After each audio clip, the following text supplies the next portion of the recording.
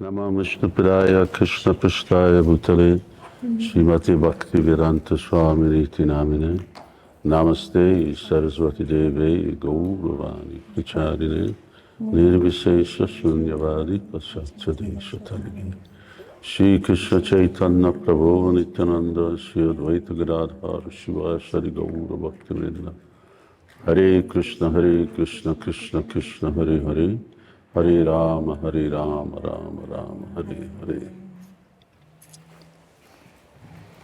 Okay. So we are sort of, we're continuing from yesterday. Dün kaldığımız yerden devam edeceğiz. And today we are going to do 4 verses. Bugün 4 tane kıta üzerine konuşuyor olacağız. 35, 36, 37, 38. 35, 36, 37, 38. Oops. Which is quite a lot. Bu da oldukça çok kıta anlamına geliyor. 1, 2, 3, boom, boom, boom. Srila Prabhupada standard was that in Srimad Bhagavatam class, we study 1 verse at a time. Şrila Prabhupāda'nın koymuş olduğu standart, Srimad Bhagavatam derslerinde tek bir seferde bir kıtayı çalışmaktı. Studying 4 verses at a time is really rushing it. Bir derste 4 tane kıtayı çalışmak gerçekten biraz aceleye getirmek oluyor. Especially if they're important verses. Özellikle de bunlar önemli kıtalarsa. Still, that's what we're trying to do. Yine de biz bunu yapmaya çalışacağız. We're trying to cover an entire sort of conversation as opposed to just 1 verse. Biz bütün bu konuşmayı incelemeye çalışacağız. Tek bir kıtayı değil.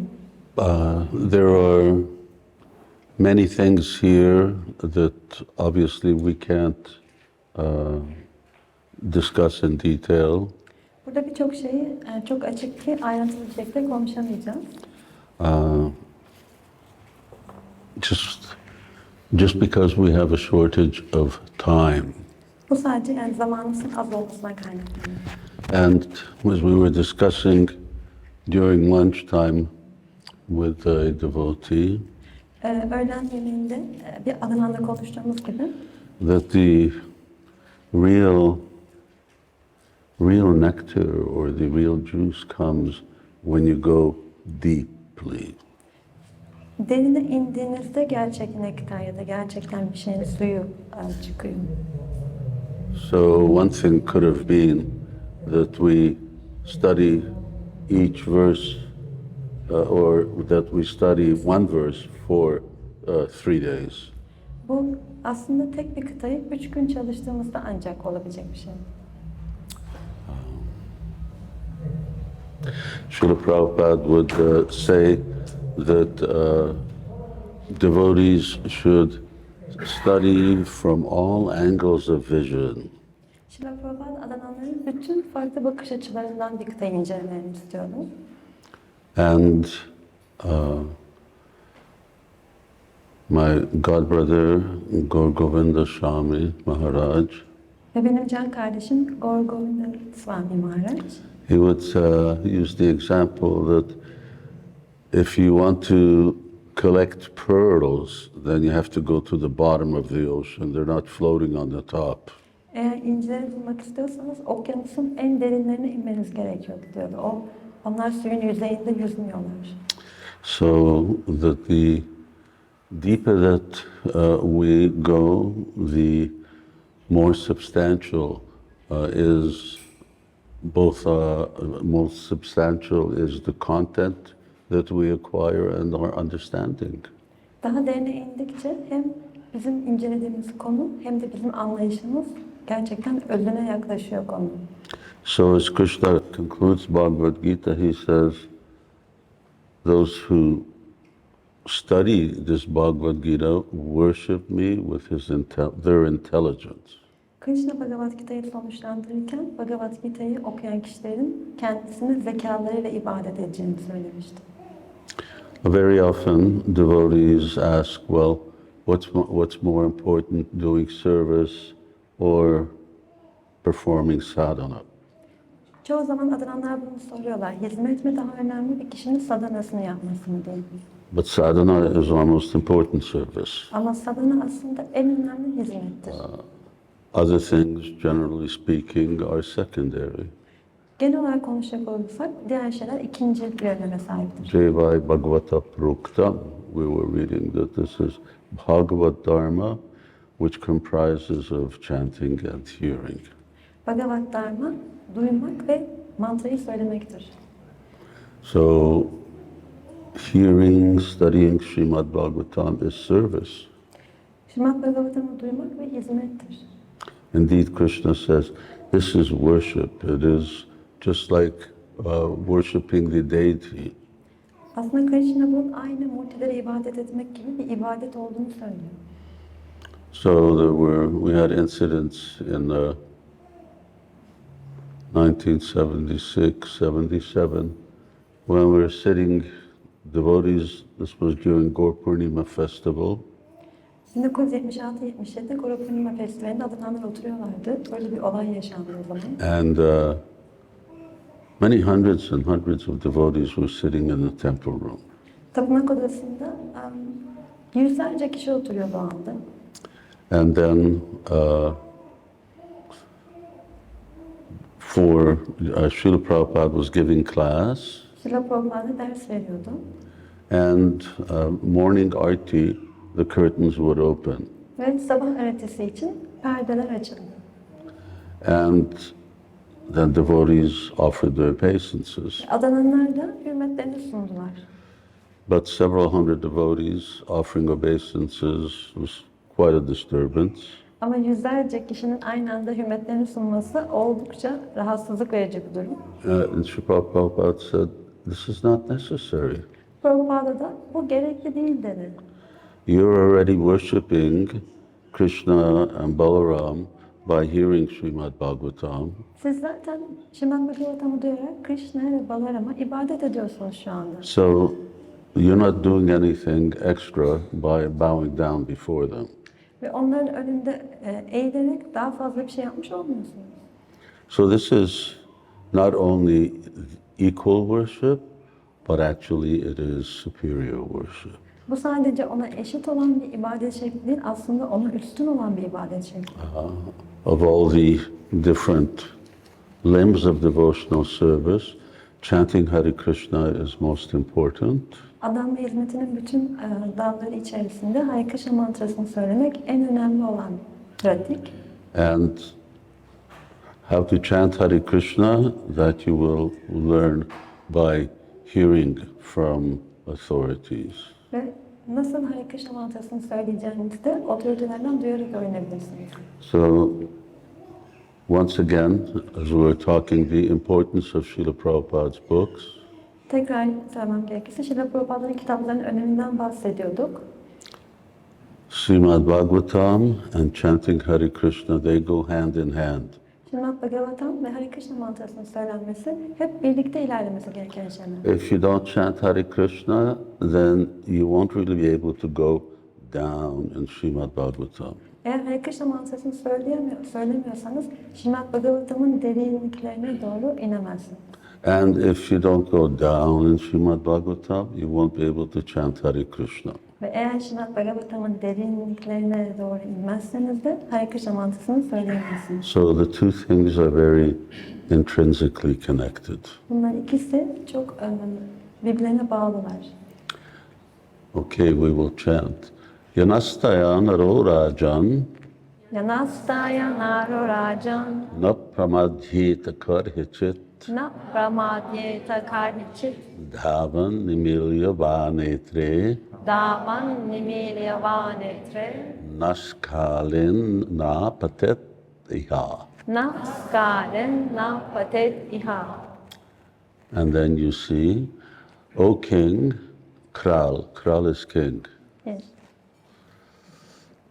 O king, one who accepts this process of devotional service to the Supreme Personality of Godhead will never blunder on this path in this world. Even while running with eyes closed, he will never trip or fall. Now you have to, as I mentioned, see which are the points here. Şimdi buradaki önemli noktaların neler olduğunu görmeye çalışacağız. And what does this mean, running with eyes closed? Peki bu ne anlama geliyor? Gözleri kapalı bir şekilde koşarken. Does it really mean that devotees, if they close their eyes, they're never going to fall? Yani bu gerçekten adananlar gözlerini kapatsalar ve o anda koşsalar bile düşmeyecekler anlamına mı geliyor? So this is a alliteration, a literary example. Bu bir betimleme şekli. And it needs to be understood. Sometimes we have the tendency to just skim over these things. We read it and we just go on. Ve bunu anlamak gerekiyor. Bazen bunları okuyoruz ve sadece üstünden geçiyoruz, üstünkörü bir şekilde. But Dadami Buddhi Yogam Tam now, but Krishna gives us the intelligence. If we actually worship him with love and devotion, Biz Krishna'ya aşkla ve adanmayla hizmet edersek Krishna bize gerçekten zekayı veriyor. not only that, but we see the connection between this verse and the previous one. Ve sadece bu değil, aynı zamanda bu kıta ile bir önceki kıta arasındaki ilişkiyi de görebiliyoruz. So even ignorant living entities can very easily come to know the Supreme Lord if they adopt those means prescribed by the Supreme Lord. Back to the next one. Okay, so there are everything that Krishna says, everything that you find in Shastra is sequential. It's a sequence of logical steps. Krishna'nın söylediği ve Shastra'da geçen her şey belli bir sırayı takip ediyor. Especially when you come to study like Vedanta Sutra, it is a very complex method of study. Özellikle Vedanta Sutra'yı çalıştığınızda bunun çalışmanın çok kompleks olduğunu göreceksiniz. So there is, in the beginning, and of course this is the Greek method, there is a thesis which is laid down. En başta ortaya konan bir tez var. Bu da çok önemli bir metot aslında. And then what are the possible objections to this thesis or to this philosophical presentation? Peki bu teze ya da bu felsefi sunuma ne tür acaba karşı çıkışlar olabilir? So that is called antithesis. Bunlara da antitez diyor. Antithesis. And ultimately there has to be a synthesis. Nihayetinde de bir sentez olması gerekiyor. If those objections that are being raised are actually valid, Eğer bu karşı çıkışlar ortaya çıkmışsa ve bunlar da geçerliyse there should be a proper answer that synthesizes both things. ve o zaman bunlara iyi bir cevabın verilmesi ve bir sentezin ortaya konması gerekiyor. So similarly, while we're reading, these steps are very logical and they build one on top of the other. Ve biz okurken de bütün bu sıranın çok mantık içerisinde olduğunu, bir mantığı takip ettiğini görüyoruz adım adım. And there is a close connection between them. Ve onların arasında da çok yakın bir ilişki var. Now, for those who want to learn this process, Bu süreci öğrenmek isteyen kişiler için you can study Burijan Prabhu's Bhagavad-Gita overview study. siz Burijan Prabhu'nun Bhagavad-Gita'ya yaptığı genel bir bakışı anlatan kitabını okuyabilirsiniz. It's available in book form. Surrender unto me, yes. Bu bir kitap olarak da Surrender unto Me kitabı adı altında bulunabiliyor. But I did it following his whole course. But that time it was cassettes. Now it's some audio form.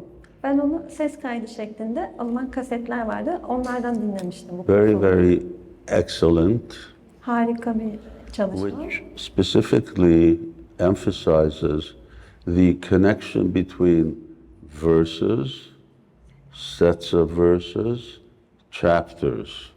Çok harika bir çalışma ve kıtalar, yani kıtaların grupları ve onların bütünü hakkında konuşuyor. Bölümlerle ilişkisi hakkında konuşuyor. And this way you get a real view of what the sequence of thought is throughout Bhagavad-gita. Ve bu şekilde bütün Bhagavad-gita boyunca nasıl bir düşünce akışı olduğunu takip edebiliyorsunuz. And what is, well, one of the wonders of that is Bunun harika yanlarından bir tanesi de şu. you get to know how God thinks. Tanrı'nın nasıl düşündüğünü anlamaya başlıyorsunuz. That's a very wonderful thing. How does God think? Bu harika bir şey. Tanrı nasıl düşünüyor? So when you study His words, you get to see the pattern in which He's thinking. Bu kıtaları bu şekilde takip ettiğinizde nasıl bir düşünce yapısı olduğunu görüyorsunuz onun. Just keep in mind that here His thinking is for how to present the truths about Him. Ve bunun için aklınızda tutun. Burada kendisiyle ilgili gerçekleri sunma şeklinin nasıl olduğundan, nasıl düşündüğünden To bahsediyoruz. nursery students. Ve bunu da tabii anaokul öğrencilerine yapıyor. Yani. Language of Bhagavad Gita is, the Sanskrit language is considered to be very easily digestible. It's relatively simple. Ve Bhagavad-gita'da kullanılan Sanskrit baktığımızda oldukça kolay hazmedilebilir ve göreceli olarak da çok basit bir Sanskrit. On the other hand, it said that the language of Srimad Bhagavatam is really the test of a Sanskrit scholar's knowledge. Ama Bhagavatam'ın Sanskrit'ine baktığımızda onu gerçekten alimleri test eden düzeyde olduğunu görüyoruz. And it's not so easy. Ve o kadar da kolay değil. Okay, here, O King, one who accepts this process of devotional service. So now we're talking about someone who accepts the devotional service spoken about before. Bu daha önce bahsedilen adanma hizmetini takip eden, kabul eden bir kişiden bahsediyor şimdi. He will never blunder on his path. O kişinin dünyadaki yolunda asla tökezlemeyeceğini söylüyor. Point one, point two. Birinci nokta ve ikinci nokta.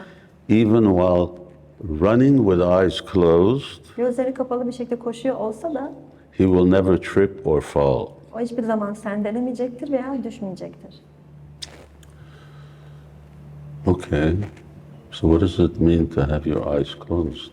Peki bu ne anlama geliyor? Yani gözleri kapalı bir şekilde koşmak. Okay. Being ignorant. Huh? Being ignorant. Being ignorant. Cahil olmak anlamında. Okay, but being ignorant of what? Peki ne konusunda? Huh? Without having spiritual knowledge. A little more specific. Spiritüel bilgi konusunda biraz daha spesifik bir şey olması gerekiyor. You don't know what's the next step. Bir sonraki adımın ne olduğunu No. bilmiyoruz. Fully surrendered. Tamamıyla teslim olmuş bir At kişi. least not here. You don't know which decision you should do in this moment. Şu anda ne karar vermen gerektiğini bilmemek anlamında. So, Meğer being eyes closed means you have two eyes. Yani gözlerin kapalı olması şu anlama geliyor. Bir kişinin iki tane gözü var. So, in Bhagavad Gita, Krishna says, those who see with eyes of knowledge, I forget now. In other words, how do traditional Vedic scholars see? Yani geleneksel Vedik alimler nasıl görüyor? They see through Shruti and Smriti. Ve Smriti aracılığıyla görüyor. So your vision, Shastra Chakshus, you see through Shastra. Yani Shastra'nın gözleriyle görüyorlar. But even if you're not so learned in that Shastra, Shruti, Smriti, Ama yani öyle olmasan dahi Shastra ve Shruti konusunda ve Smriti konusunda o kadar uzman olmasan dahi. But you have to be learned on the path of bhakti. Ama bhakti konusunda yani So bilgili olman gerekiyor. you're accepting this process of Bhāgavata-dharma. Then, all right, now here we have blunder, trip, fall. So there are actually three times. Ve burada yani o kişinin tökezlemeyeceğini, sendelemeyeceğini, düşmeyeceğini söyle. 3 kere aynı şeyi tekrar ediyor aslında. So what is it? What do these mean? Bu ne anlama geliyor? It's important. Huh? It's important. Well, that's just that's a consequence. But what does it mean to trip, to fall, to blunder? Yani düşmek burada ne anlama geliyor? Sendelemek ya da tökezlemek ne anlama geliyor? It means that Go ahead. Surrender. To surrender. Trip or fall means that this means surrender. Düşmek ya da sendelemek teslim olmak anlamına mı geliyor? What does trip or fall mean? Düşmek ne anlama geliyor da sendelemek? Huh? Deviate.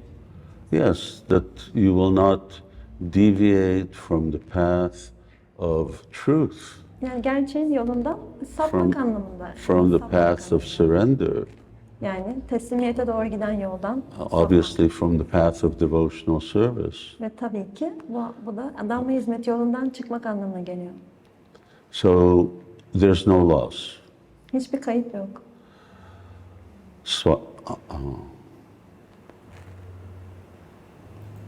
then, Krishna also says that there is no loss or diminution. Swalpam api, huh?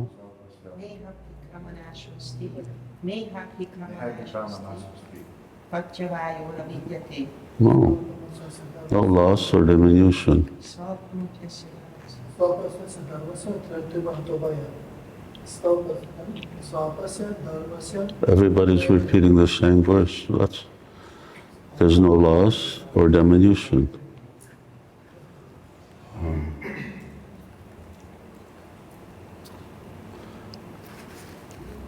Now I forget the Bhagavad Gita. Some research, there's no loss or diminution. Those are the words.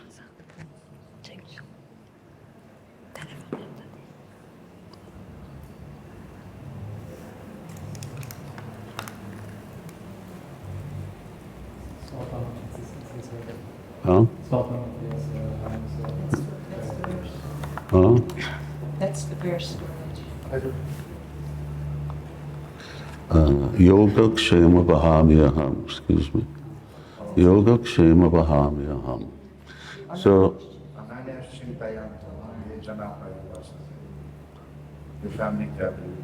Yoga Kshema Bahamyaham. So, Yoga Kshema Bahamyaham. So, in this case, there's no loss, there's no diminution, isn't it? Are those the words? No. Protect but to have carry what they lack. Excuse me. Yes, I'm using the wrong words. So Krishna is directly overseeing the devotional activity of his servants. Krishna kendi hizmetkarlarının yapmış olduğu adamla hizmetini takip ediyor. So yoga kshema bahamyaham. Even if something is incomplete, then Krishna helps the devotee complete that. Eğer yaptığı bir şey eksikse Krishna onu tamamlamasına yardımcı oluyor. And even if it is complete, Krishna personally protects devotees, even if they are not great learned scholars. Ve adananları çok büyük alimler olmasa da Krishna onları koruyor. In Shruti and Smriti. Shruti'de ve Smriti'de. Why is that? Can someone actually act independent of Shruti and Smriti? Bu nasıl mümkün peki? Yani bir kişi Shruti'den ve Smriti'den bağımsız olarak hareket edebilir mi? You know what Shruti is? Shruti'nin ne olduğunu biliyorsunuz değil mi? Shruti is original four Vedas. Shruti, orijinal 4 tane Veda. And then there's also Nyaya, Upanishads, and so on. Ve sonra Nyaya, Upanishadlar da var. And Smriti means all those scriptures in pursuance that have been heard. Smriti ise bu bütün literatürlerin sonradan duyulması anlamına geliyor. Shruti, Smriti, Puranadi, Pancha, Trikividim, Vidham. So, if someone follows the process of devotional service because it is the conclusion of Shruti and Smriti, therefore automatically they are following the Vedic system. Eğer bir kişi adanma hizmetini takip ediyorsa o zaman aslında bu Vedaların sonucunu takip etmiş oluyor ve otomatikman onları da takip etmiş oluyor. So even without knowing the intricacies of Vedic literature, Bütün bu Vedik literatürün ayrıntılarını bilmese dahi bir kişi, Nigama kalpataro daritam phalam. So it's described, that's how Bhagavatam begins, Bhagavatam bu şekilde başlıyor. that this Srimad Bhagavatam is the top fruit of the ripened tree of the Vedas. Vedaların olgunlaşmış olan ağacının en yüksek meyvesi deniyor Srimad Bhagavatam için. So the Vedas are like a tree. Vedalar bir ağaca benzetiliyor The essence of a tree is its fruit, ve bir ağacın da özü meyvasıdır. and the best fruit is at the top. Ve en iyi meyve de en yukarıda durur. That's a problem. Ve bu da bir problemdir. I know in Krishna Valley in May or June is cherry season. Krishna Vadisi'nde Mayıs ayı veya Nisan ayında kirazlar olmaya başlıyor. Pardon, Mayıs ya da The Haziran'da. best cherries are at the top, Ve en iyi kirazlar da en yukarıda oluyorlar. but I can't get up there anymore. Ama ben artık oraya çıkamıyorum. So you have to settle for the ones you can reach, O yüzden de ulaşabildiklerinizi kabul etmek zorunda kalıyorsunuz. but they're not so tasty. Ama onlar o kadar tatlı değiller. So in this way we can understand that even though we have not gone through all of these different stages of not only study but purification, Yani bunu bu şekilde anlayabiliriz. Bütün bu çalışmanın adımlarından veya bütün bu arınmanın adımlarından geçmemiş olsak dahi by strictly following the principles, then we can attain the perfectional stage. bu ilkeleri takip ederek biz mükemmellik seviyesine ulaşabiliyoruz. And automatically we become perfect followers.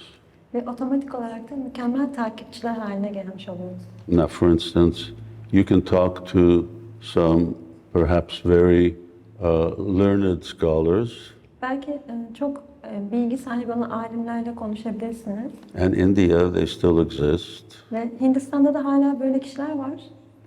but you may not find many who actually follow four regulative principles which we require for initiation. Ama bizim inisiyasyon için gerekli olarak gördüğümüz 4 tane düzenleyici ilkeyi takip eden çok fazla kişiyle karşılaşamıyorsunuz. And that's the essence of conduct for a real student of truth. Ve gerçeğin bir öğrencisi için de bu aslında nasıl davranacağına dair en temel bilgileri içeriyor. What to speak of chanting Krishna's names. Yani Krishna'nın isimlerini tekrar etmekten bahsetmiyorum bile. So in third canto, ahobata sva pachato gariyan yajiva vartati nama tubhyam. There, Devabhuti says to Lord Kapila, 3. kantoda Devahuti Rab Kapila'ya şöyle diyor. Lord Kapila is an incarnation of Krishna. Rab Kapila, Krishna'nın bir enkarnasyonudur. That someone who chants your name has already performed all sacrifices, has already studied all the Vedas, Senin isimlerini söyleyen bir kişi bütün feragatlerde bulunmuştur. Bütün Vedaları halihazırda çalışmıştır zaten. and sometimes devotees ask, well, I don't remember performing all those sacrifices. Benden adananlar böyle diyorlar. Bütün o feragatleri yaptığımı hiç hatırlamıyorum. No, you may not have performed all those sacrifices, Belki bütün bu sunumları yapmamış olabilirsiniz. but you're acting on the equivalent of having performed all sacrifice, all austerities, all penances, all study. Ama sanki bütün bu feragatleri, bütün bu sunuları, bütün bu çalışmaları yapmışsınız gibi davranıyorsunuz. Davranışlarınız o yönde. This is the purpose. Vedasya sarveraham. This is the purpose of the Vedas. Vedaların amacı bu. Krishna is the purpose. Vedaların amacı Krishna. Chanting Krishna's name is the purpose. Onların amacı Krishna'nın isimlerini So if you're chanting Krishna's name, then you're as good as having performed all of those things. ve eğer siz Krishna'nın isimlerini söylüyorsanız bütün bunları yapmış gibi oluyorsunuz. Some people become very wealthy by really extraordinary hard work. Bazı kişiler gerçekten çok sıra dışı bir şekilde çok sıkı çalışarak zengin oluyorlar. Some people become wealthy by just inheriting wealth. Bazı kişiler de sadece miras kaldığı için kendilerine çok zengin oluyorlar. They've never done anything. Hiçbir şey yapmasalar bile. But both are equal, both are equally wealthy. Ama ikisi de eşit derecede zenginler. So one who's inherited, he's as good as the one who worked because he's got the same wealth. Yani kendisine miras kalan kişi de çok sıkı çalışan kişi kadar iyi bir durumda. Çünkü aynı zenginliğe sahip. So we have inherited this wealth of transcendental knowledge and spiritual perfection. Biz bu transandantal bilginin ve onun mükemmelliğinin mirasını almış durumdayız. So who have we inherited it from? Ve biz bu mirası kimden aldık? Samsharadavanalalilaloka tranaya karunya gunagunatvam. In the morning you're singing that. This was coming to us. Srila Prabhupada has bestowed this wealth upon all of his followers. Şila Prabhupada bütün takipçilerine bu zenginliği bağışladı. Both directly and through his representatives. Hem bunu direkt olarak yaptı hem de temsilcileri aracılığıyla. So, now we go on. Şimdi devam ediyoruz. Verse 36. 36. kıtaya geldik. And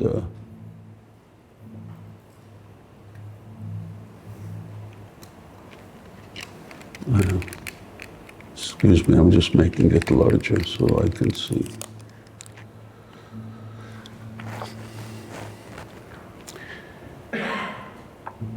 Kayena vacha manasendriyarva buddhyatmana vanusrita svabhavat karoti yattat sakalam parasmai narayanayeti samarpayet tat. In accordance with the particular nature one has acquired in conditioned life, whatever one does with body, words, mind, senses, intelligence, or purified consciousness, one should offer to the Supreme Thinking. This is for the pleasure of Lord Narayan.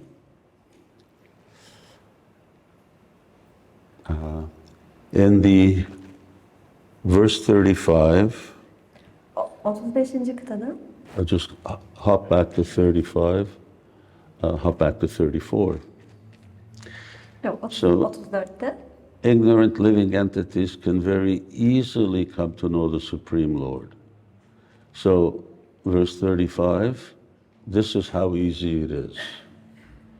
34'te bir kişinin bu süreci elde etmesinin çok kolay olacağından bahsediliyor. 35'te de ne kadar kolay olduğunu gösteriyor. Even if your eyes are closed, you will never fall. Yani gözlerin kapalı olsa bile yine de düşmeyeceksin deniyor. Now I've got my eyes open and I fall. Benim gözlerim açıkken bile So düşüyorum. you have experience, you close your eyes and sooner or later you're going to stumble. Yani gözlerinizi kaparsanız bunu denemişsinizdir. Er ya da geç bir şekilde tökezleyeceksiniz. That this Bhāgavata-dharma is so easy that even with eyes closed you don't fall. Ama bu Bhāgavata-dharma o kadar kolay ki gözleriniz kapalıyken bile düşmüyorsunuz. At least it's easy by the measure of Srimad Bhagavatam. En azından Śrīmad Bhāgavatam'ın ölçülerine göre bu kadar kolay. Now we're going to the next verse. Şimdi bir sonraki kıtaya geçiyoruz. How do you practice this easy process? Peki bu kolay süreci nasıl pratik edeceksiniz? Shamshiri haritoshanam. Whatever you do, you think of this. This is for the pleasure of Lord Narayan. Ne yaparsanız yapın şöyle düşünmeniz gerekiyor. Bu Rab Narayan'ın zevki için. So point one. Birinci nokta. In accordance with the particular nature one has acquired in conditioned life, Kişinin koşullanmış yaşantısında elde etmiş olduğu belli doğasına uygun bir şekilde. you see over there, Swabhavat, Swabhava, one's own nature. Svabhavat, kişinin kendi doğası. We all have a particular nature which is inherited or born of the modes of nature. Hepimizin belli bir doğası var ve bu da maddi doğanın halleriyle belirlenmiş oluyor. Now, we also have a inherent nature which is from the spiritual perspective. Bir de spiritüel bakış açısından bizim esas bir doğamız var. But as long as one is a conditioned soul, that means that the conditioned nature is dominating. Ama koşullanmış olduğu sürece bir kişi, koşullanmış olan doğası daha baskın oluyor. So what are those natures? Peki bu doğalar neler? Krishna says, Chaturvarnyam Vayashishtam. There are four. Bunların 4 tane olduğunu söylüyor Krishna. So either our nature is to be like Brahmanas, very studious, Ya bizim doğamız çok Brahmanalara benzeyebilir, yani çok böyle çalışmak isteyebiliriz. studious, teaching, Yani öğretmek, öğrenmek, interested in worship of deities, performance of sacrifice. multi ibadete ilgimizi çekebilir ya da sunularda bulunmak. Someone else, nature is like that of a leader. Bir başkasının doğası bir lider doğası olabilir. Then we have nature to make money, Ve sonra para yapmak gibi bir doğamız olabilir, para kazanmak. or to be engaged in, well, things that are essential for living, namely agriculture and cow protection. Ya da yaşam için önemli olan tarım gibi, ineklerin korunması gibi faaliyetlerle meşgul olmak isteyebiliriz. And then the fourth one is that someone has neither of these three. Ve dördüncü de bu üçüne de sahip olmayan kişilerdir. In other words, someone who's not an independent thinker, Yani bu da bağımsız bir şekilde düşünmeyen bir kişi anlamına gelir. someone who can't function on their own. Kendi kendilerine hareket edemeyen insanlar. So, you know these Brahmin, Kshatriya, Vaishya, Shudra. This is the Varnashram system. Bu varnaşlama sistemi Brahmana, Kshatriya, Vaishyalar ve Şudralar. Anyway, but whatever you are, Yani bu önemli değil. Her neyseniz so whatever you do now, you should offer to Krishna. Everything that you do, you offer to Krishna. ve her ne yapıyorsanız yaptığınız her şeyi Krishna'ya sunmanız gerekir. Okay, but with what things do you work? Ama biz çalışırken neleri kullanıyoruz? You work with your body, Bedenimizle çalışıyoruz. which in one sense is the same as your senses, Aslında beden dediğimizde duyular da tabii ki devreye giriyor. but the body is the amalgam of everything that comes after. Ama beden sonra gelen her şeyden önce aslında. Then you work with your words, you speak. Sonra siz yani sözlerinizi kullanıyorsunuz, konuşuyorsunuz. You work with your mind by thinking. Düşünerek zihninizi kullanmış oluyorsunuz.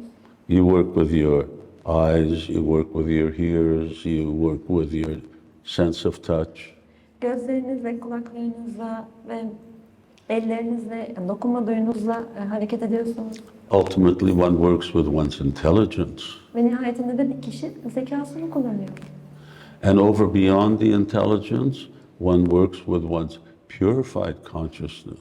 Ve onun ötesinde bir kişi arınmış bir bilinçle çalışabilir.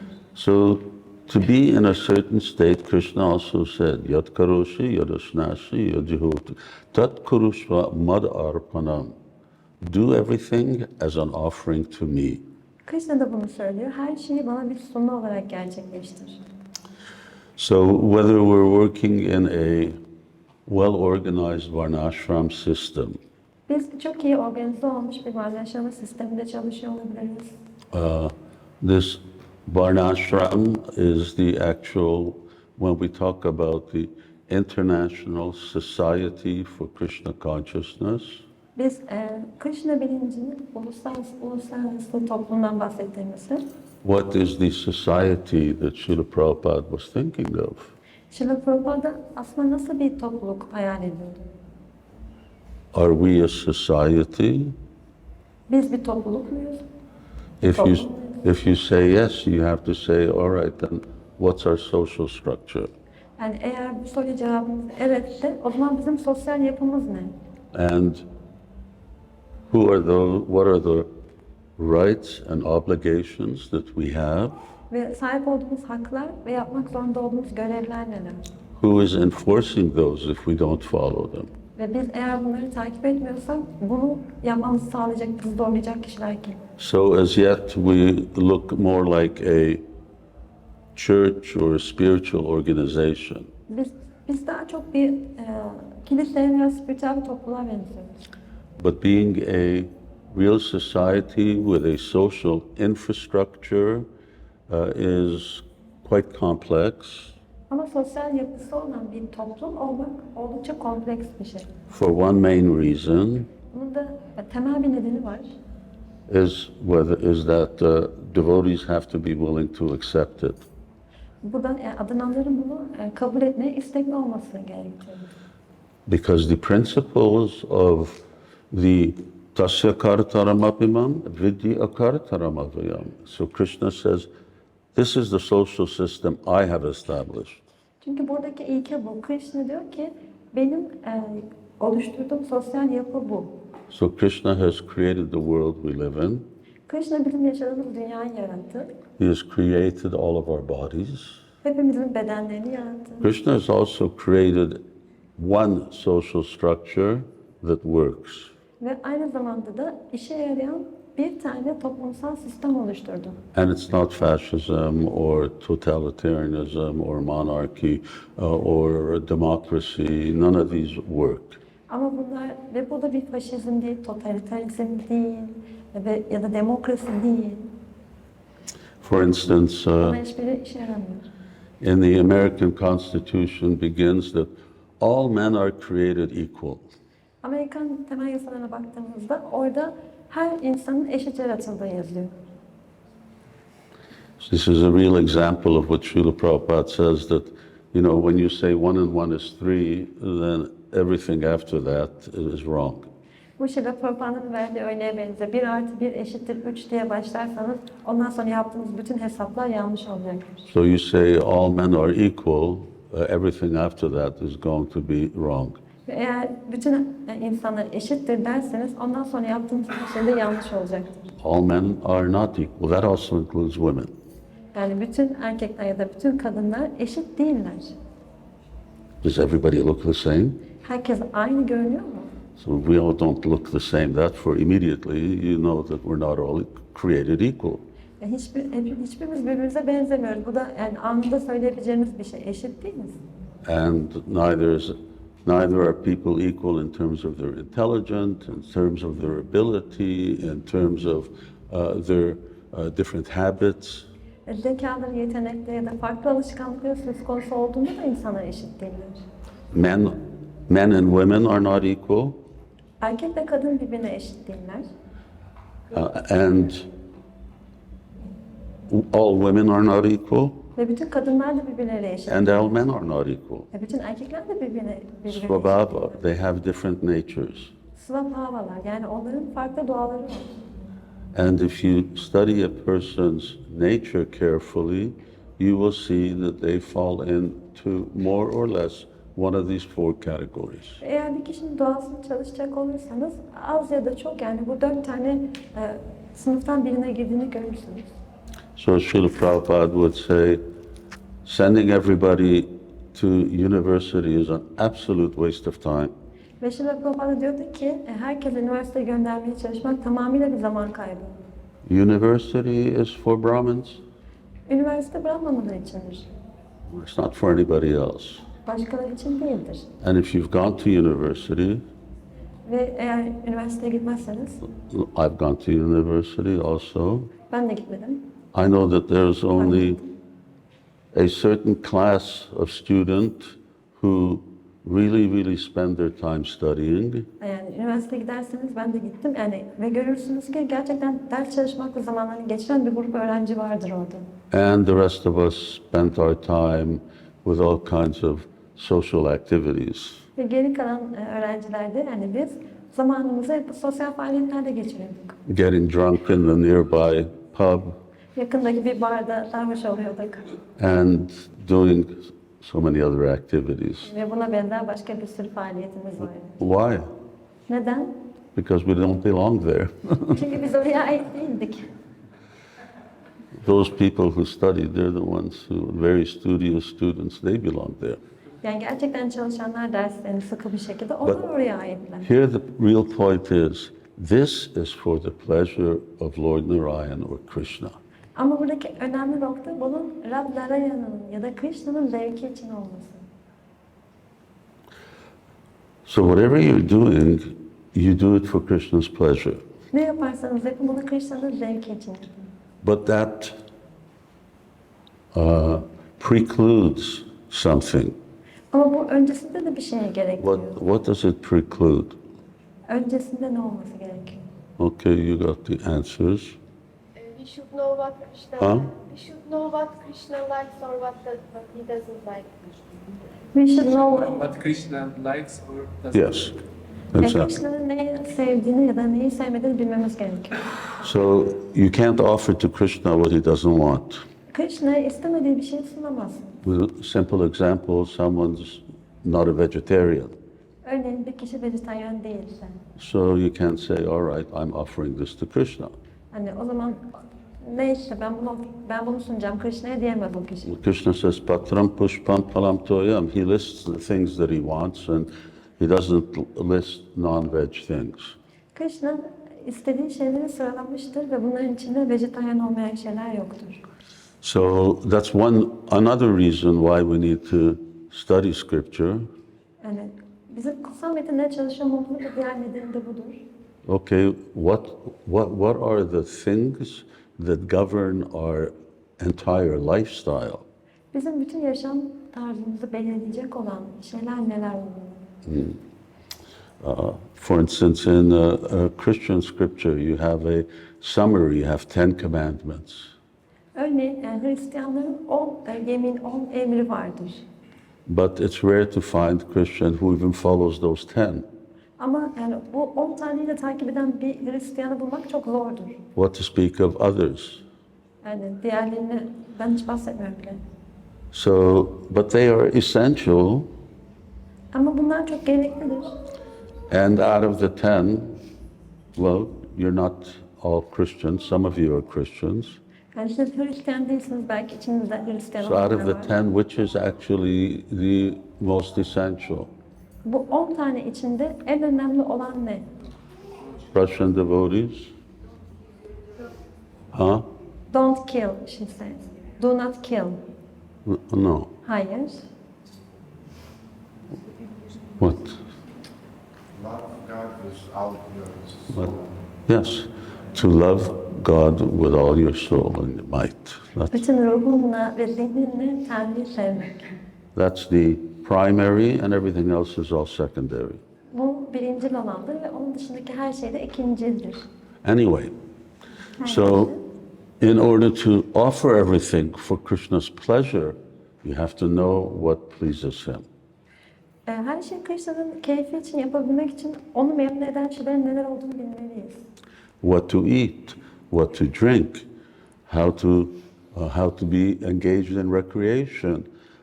Everything is clear if you study the guidance of scriptures.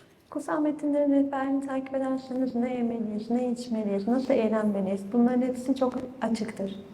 Or if you study not only Srila Prabhupada's books, but you listen to his lectures, his conversations, yes, and even if you look at his letters. Ve sadece Srila Prabhupāda'nın kitaplarını okumayıp onun derslerini de dinlerseniz, yapmış olduğu konuşmaları ve dinlerseniz ve mektuplarını da okursanız, So those who are members of Krishna consciousness movement, their primary responsibility is to know what Srila Prabhupada taught, yani Krishna bilinci hareketinin üyeleri için en önemli sorumluluk Srila Prabhupāda'nın ne öğrettiğini bilmektir. because Srila Prabhupada always gave us just the pure essence of pure devotion. Çünkü Srila Prabhupada her zaman bize saf adanmanın en saf olan özünü verdi. Just like these 10 commandments, there are many sort of superficial or secondary things. Ve bu 10 tane emirde olduğu gibi bazı daha ikincil olan şeyler var. So in Vedic literatures, there are also many secondary, sometimes contrary statements. Yani Vedik literatürlerde söz konusu olduğunda bazen ikincil olan şeyler var, bazen de tamamıyla zıt olan şeyler de var. Especially when you start reading books like Mahabharata and so on. Özellikle de Mahabharat gibi kitapları okumaya başladığımızda. So Srila Prabhupada's methodology, his teachings to us was to always give us the very essence. Şrila Prabhupāda'nın metodolojisi ve onun öğretileri bize her zaman her şeyin en özünü vermekte. All of Prabhupada's words have been more or less preserved. Prabhupāda'nın söylemiş olduğu her şey yani az ya da yani tamamıyla neredeyse korunmuş durumda. Devotees who speak English should listen to those. İngilizcesi olan adananların bunları dinlemesi gerekiyor. There are devotees that I know who have not just Srila Prabhupada's books, but listened to all of Prabhupada's recordings 10 times, 15 times. Benim bildiğim adananlar var yani sadece Şrila Prabhupāda'nın kitaplarını okumakla kalmamışlar. Aynı zamanda onun bütün kayıtlarını da en az 10-15 kere dinlemiş durumdalar. There's nothing, you don't need to do anything else. Başka hiçbir şey yapmanıza gerek yok. Don't need to learn anything else. Başka hiçbir şey öğrenmenize de gerek yok. Everything is already there. Her şey orada. But anyway, we need to learn what is the ideal lifestyle. Ama bizim yani ideal yaşam tarzının ne olduğunu öğrenmemiz gerekiyor. And we're very fortunate that in the 12 years that Prabhupada was with us, he's really painted down how does an ideal Vaishnav live. Ve biz çok talihliyiz ki bizimle birlikte olduğu 12 yıl boyunca Şrila Prabhupada bir Vaishnava'nın nasıl yaşaması gerektiğini bize tam olarak gösterdi. And how does he then offer all of his activities? Ve öyle bir kişi nasıl bütün faaliyetlerini sunabilir Krishna'ya? Let's go to the next verse. Bir sonraki kıtaya geçelim. Okay, out of these verses, this is, if you want to memorize a verse, this is the verse to memorize. Bu kıtalar içinde eğer bir tanesini ezberlemek istiyorsanız bu ezberlemeniz gereken kıta. Who knows these verses? This verse. Bu kıtayı bilen kim var? Okay, we have, you know? Oh, okay, well look, we have one person who knows this verse. Bu kıtayı bilen bir kişi var. Two people. 2 kişi var. And how many poems did you learn in school? Okulda kaç tane şiir ezberlediniz? What are they doing for you? O şiirler sizin ne işinize yarıyor? What to speak of how many other teachings did you have to stuff in your head? Kafanıza sokmanız gereken bunun dışında da o kadar çok şey olmuştu ki. So now, these are the things that we should learn. Bunlar bizim öğrenmemiz gereken şeyler. We'll chant this. Bhayam dvitiya abhiniveshatasyat. Vayam dvitiyabhini veshatasya. Ishad apetasya viparjajo smriti. Ishadapetasya viparyayo smitri. Tanmayato buddha abjettam. Tanmayato buddha abhajetam. Bhaktyai kayesham gurudev tatma. Bhaktyai kayesham gurudeva tatma.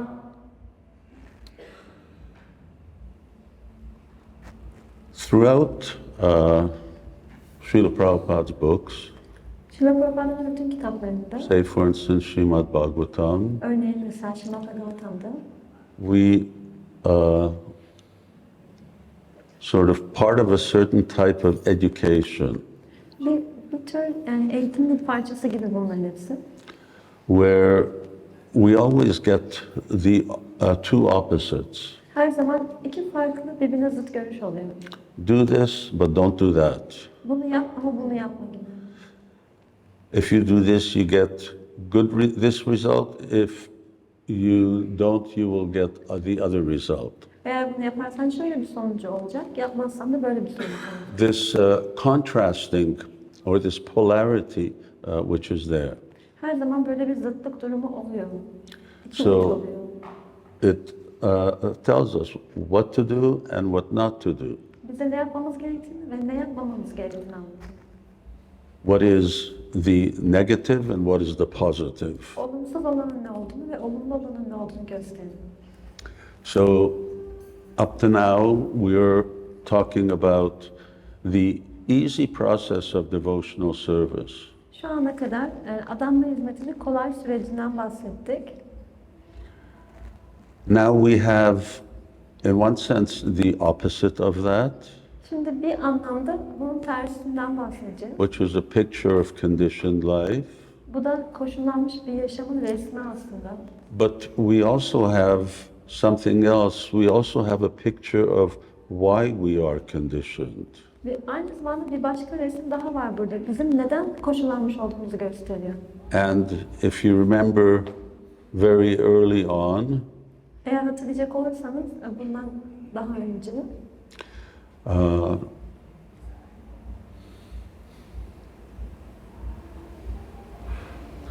that the first thing that Sri Kavi said, Şirin Kavi'nin söylediği ilk şey 33, 33'teydi bu. I consider that one whose intelligence is constantly disturbed by falsely identifying himself with temporary material world can achieve real freedom from fear only by worshiping the lotus feet of the infallible Supreme Lord. In such devotional service, all fear ceases entirely. We're given this as the sort of the first reaction of a conditioned soul. Burada bize yani koşullanmış bir ruhun ilk tepkisinin ne olduğunu gösteriyor. And the result of our identifying in this world. Ve bizim bu dünyayla kendimizi özdeşleştirmemizin sonucu gösteriyor. Okay, now repetition. Fear arises when a living entity misidentifies. Ve burada bir tekrar var. Bir canlı vardı kendisini yanlış kimliklendirdiğinde korku ortaya çıkıyor. Now repetition has two features.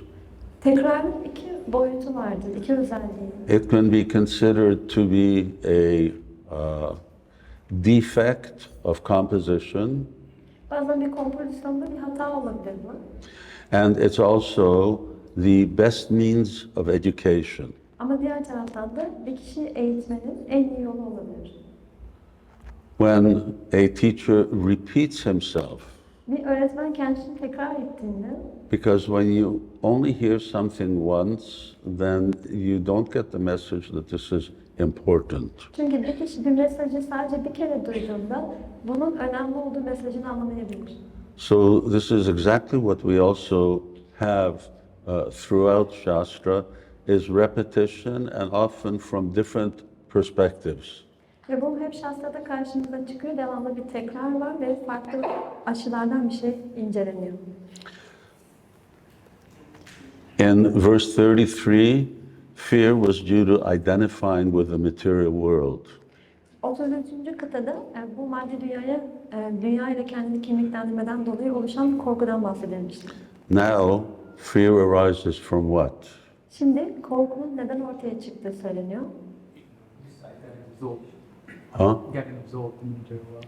Getting absorbed in the material world. No, you have to be able to read.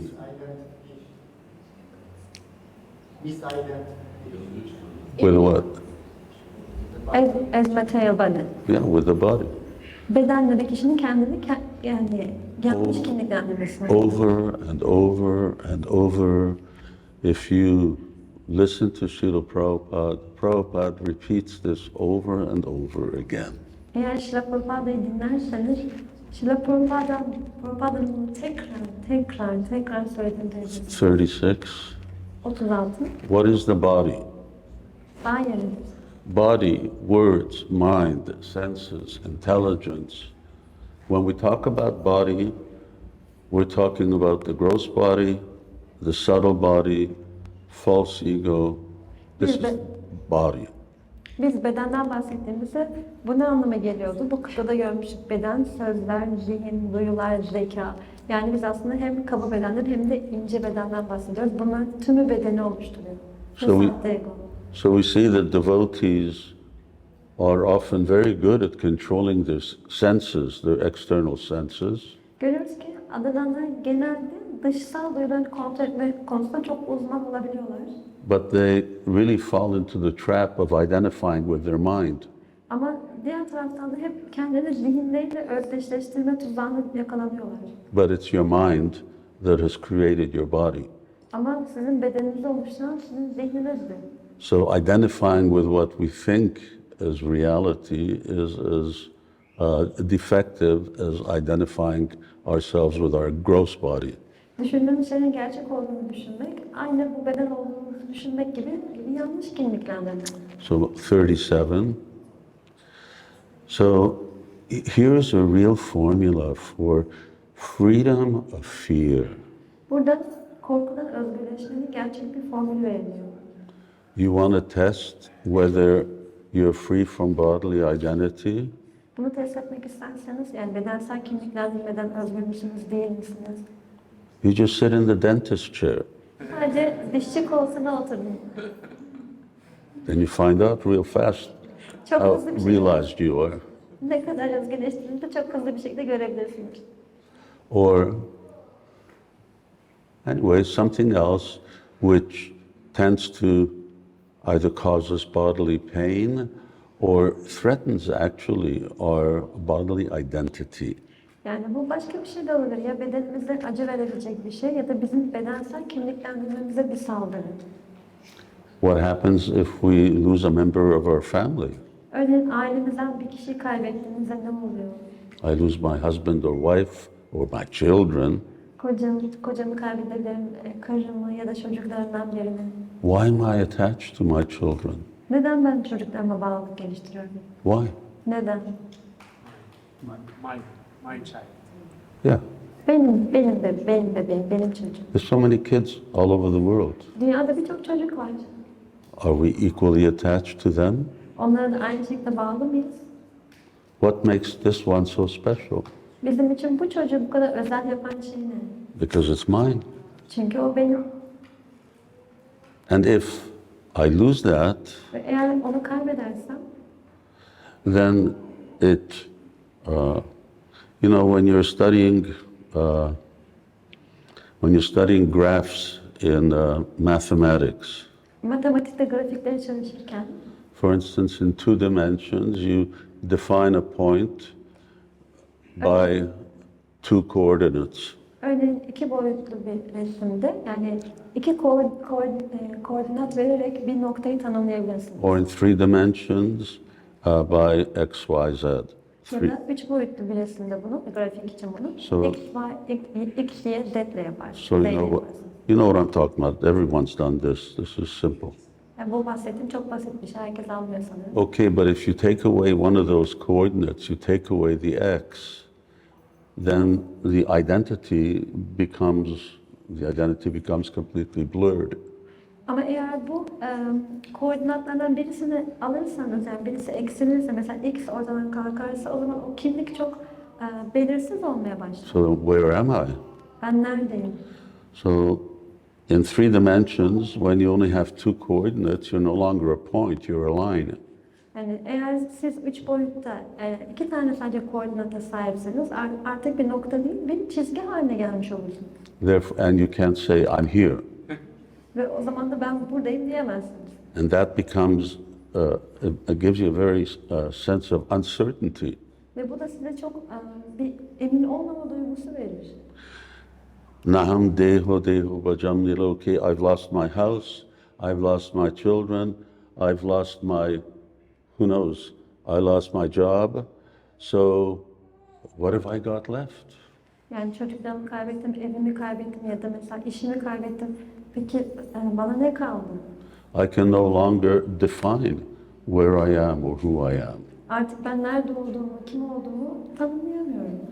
So losing these things is called fear, or the concern of losing this identity is called fear.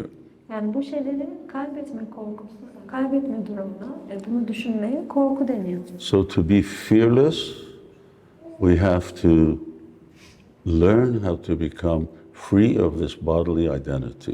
Korkusuz olabilmek için de bu bedensel kimliklerden nasıl özgürleştirdiğimizi öğrenmemiz gerekiyor. Oops.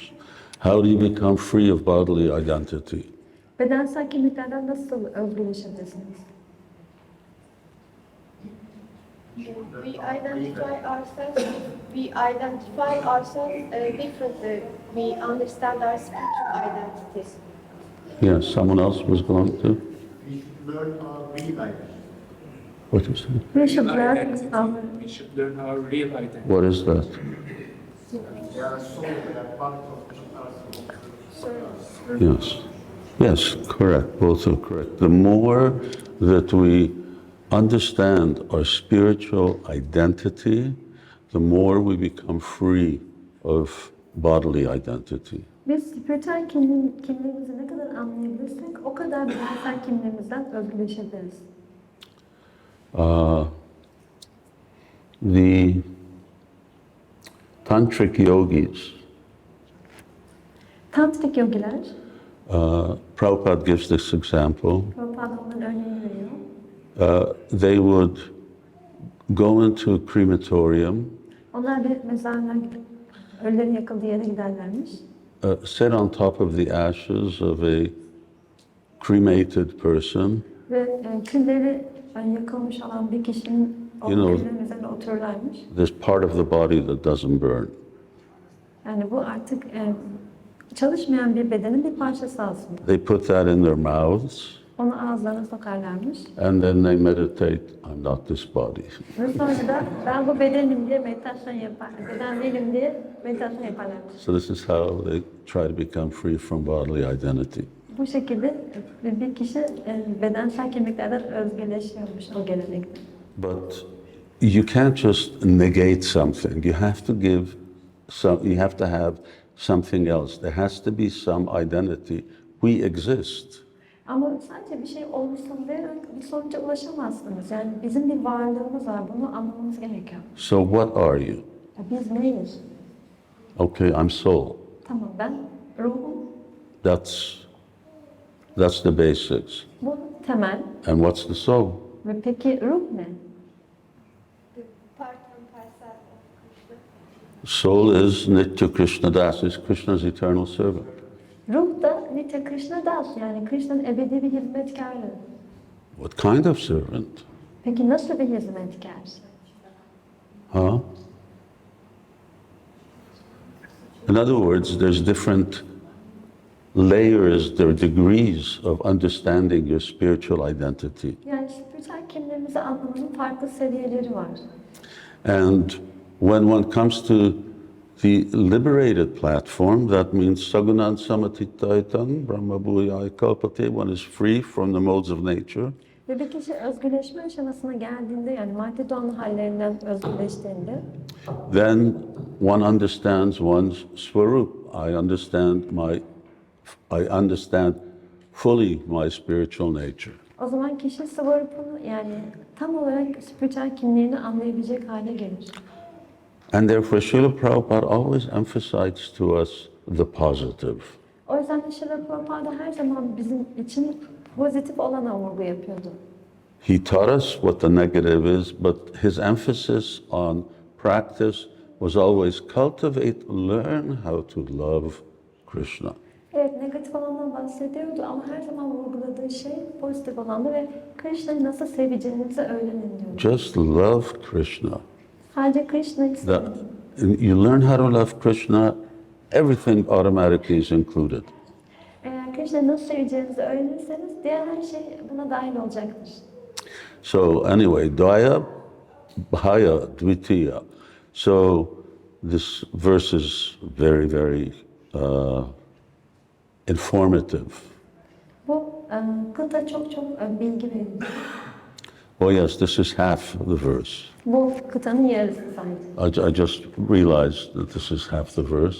Bu kıtanın Kıtanın sadece yarısı, onu fark ettim şimdi. Fear arises when a living entity misidentifies himself as the material body. Why? Because of absorption in the external illusory energy of the Lord. So we already had that in the verse 33. Bu 33. kıtada geçmişti. That when one becomes attached to the material world. Bir kişi maddi dünyaya bağlandığında. So here the teaching is the more you're absorbed in the world around you, the more your bodily identification increases. Burada da tekrar aynı şeyden bahsediliyor. Bir kişi maddi olan dünyaya ne kadar dalarsa bedensel kimliklendirmesi de o kadar güçlenir. Why do we become physically absorbed in the material world? Peki biz neden fiziksel olarak bu maddi dünyaya bu kadar dalıyoruz? When the living entity, viparyo smriti, when the living entity turns away from the Supreme Lord, Viparyosmriti, yani bir kişi canlı varlık Yüce Rab'den uzaklaştığında, Krishna bahirmukhahonna bhogyavan chakari, when the living entity is turning away from Krishna. canlı varlık Krishna'ya arkasını döndüğünde. So when you're looking in this direction, then you're seeing Krishna and Krishna's pastimes. Siz bu yöne doğru baktığınızda Krishna'yı ve onun keyif dolu meşgalerini görebilirsiniz. And when you turn away, then you don't see Krishna anymore. Ve bu tarafa doğru dönerseniz de artık Krishna'yı göremezsiniz. That doesn't mean Krishna's not there. Bu Krishna'nın orada olmadığı anlamına gelmez. It just means you don't see him. Sadece siz onu göremezsiniz. Why? Because you're looking at the material energy. Çünkü siz maddi enerjiye doğru bakıyorsunuz. Tomorrow we will just come in here and read O Brahma Vaishnav Bhaktisiddhanta Saraswati Thakur's preachings, page 80. Well, the paragraph. I will show you just after class. Yani bunun hakkında konuşurken bir paragraf okuyacağız. Onu bana gösterecekmiş bu ders sonra. And when you turn away from Krishna, you forget what your identity is. Ve siz Krishna'ya arkanızı döndüğünüzde gerçek kimliğinizi unutuyorsunuz. Because here I see, yes, I'm also Krishna's servant. Çünkü ben burada görüyorum, ben de evet Krishna'nın bir hizmetkarıyım. Because what I'm seeing is that everybody else is acting as Krishna's servant. Ve burada herkesin de Krishna'nın hizmetkarlarının aynı derecede aktif olduğunu görüyorum. So this is a real sequence. Why are we fearful? Because we identify with the body. Burada bir sekans olduğunu görüyoruz. Neden korku duyuyoruz? Çünkü biz yanlış bir şekilde kimliklendiriyoruz kendimizi bedenle. Why do we identify with the body? Peki neden bedenle kendimizi kimliklendiriyoruz? Because we're absorbed in the world around us. Çünkü etrafımızdaki dünyaya dalıp gidiyoruz.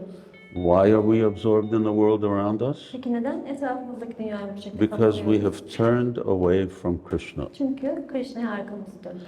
And when we've turned away from Krishna, what was the first step?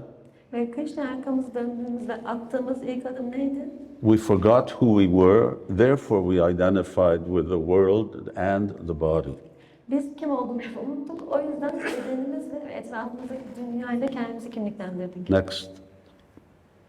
This is the same verse. Aynı kıtanın devamı bu. This bewildering, fearful condition is affected by the potency of illusion called Maya. Why did we turn away? Neden döndük? Well, because we have free will. Çünkü özgür irademiz var. That we have. Buna sahibiz. But what did we turn towards? Ama biz ne tarafa doğru döndük? And what even gave us the idea to turn away?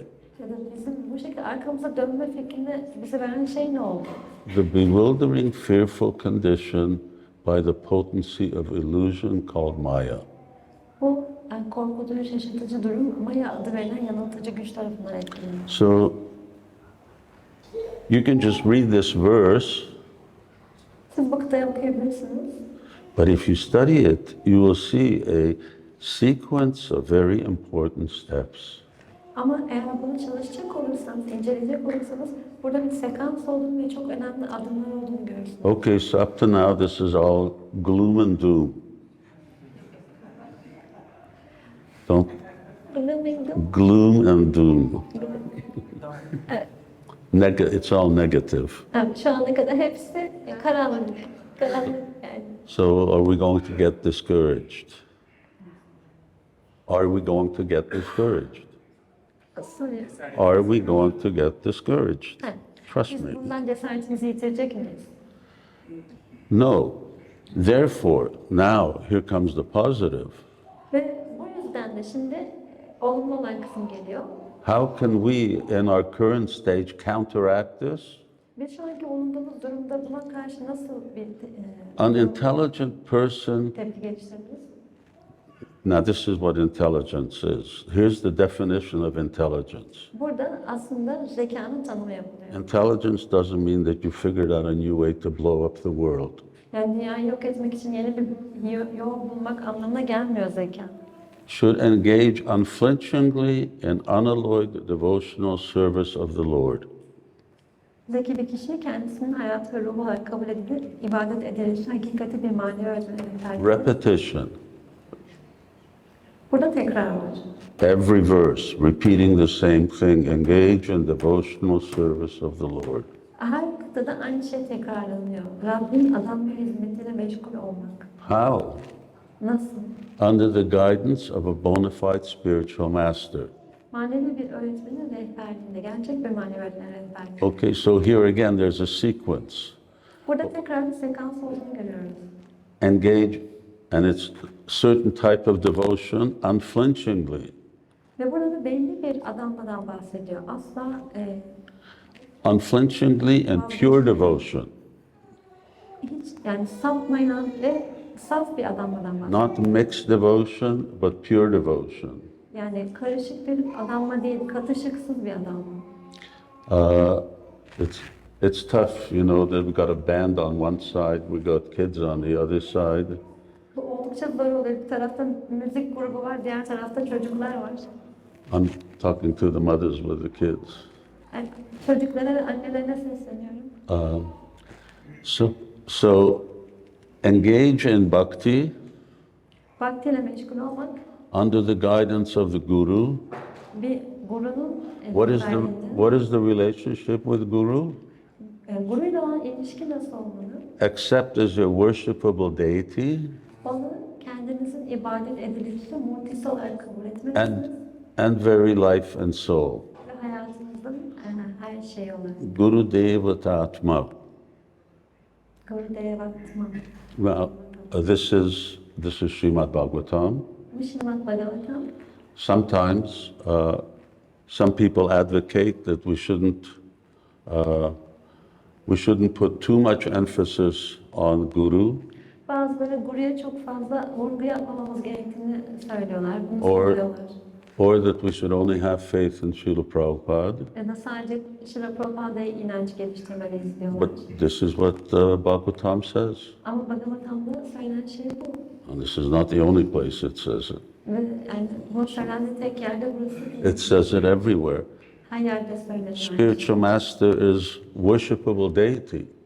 Manevi öğretmen ibadet edilirse murtidir. You can worship a deity in the temple. Siz murtileri tapınakta ibadet edebilirsiniz. Here we have the deities over here, Burada murtileri görebilirsiniz. but the deities are over here.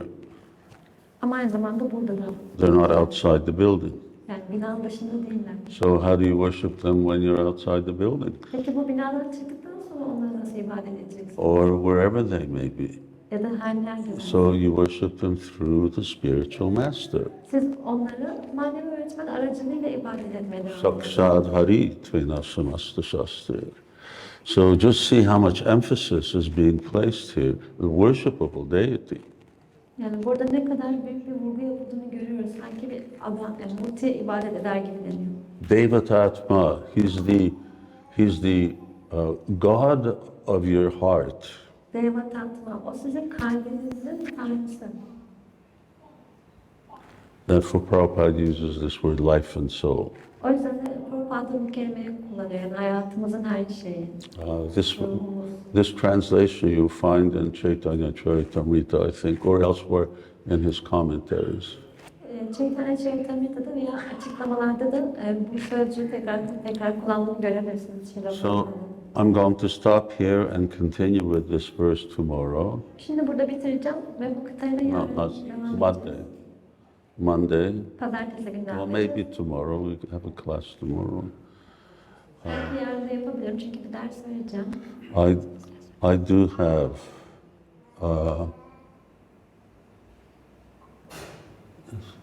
37. I do have. I studied this verse. Yes. Jivatama is tatashta.